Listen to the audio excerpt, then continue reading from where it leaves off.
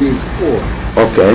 And Niels Bohr, as I often said, is my intellectual father, not only in respect to physical insight and quantum mechanics, but in a way his approach to the problems, to not only physics but philosophy, and then his idea of complementarity, which in political aspect is very important, and that there are always many ways of looking at a problem that are apparently in contradiction, like art and science. Well, the physics example, of course, is waves and particles. That an electron is both. And although it's seemingly contradictory, and Bohr coined the word complementary for that.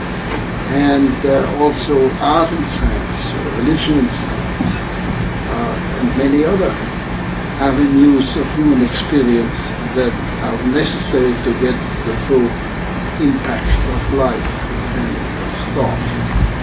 And this certainly was a great influence on me philosophically. And character. I always like to see different sides of subject. That is Niels Bohr. And apart from this, of course, he was so helpful.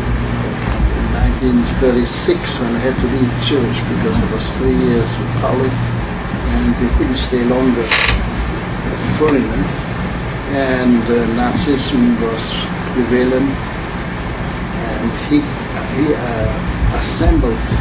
He found money for all these Jewish refugee scientists, and then went every year to England and America to find jobs for them.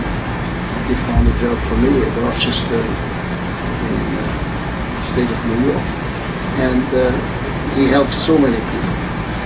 And at the same time, he did very intensively interested in physics, especially at that time nuclear physics, the compound nucleus, and all that. And so I have an unending admiration for this man. I think he's unique. Of course, one always compares him with Einstein, but Einstein is a completely different personality. Einstein is concentrated on physics, whereas Bohr, the human qualities of Bohr are, to my mind, more outstanding in the case of Einstein. Although Einstein is certainly, as a physicist, the greatest physicist there ever was. But was Bohr in any sense musician?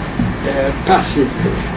I remember that I played in Bohr's house, chamber music, with, for example, with Kopfermann, with a German physicist, Hans Kopfermann. And he liked to have music in his house, but he did not himself.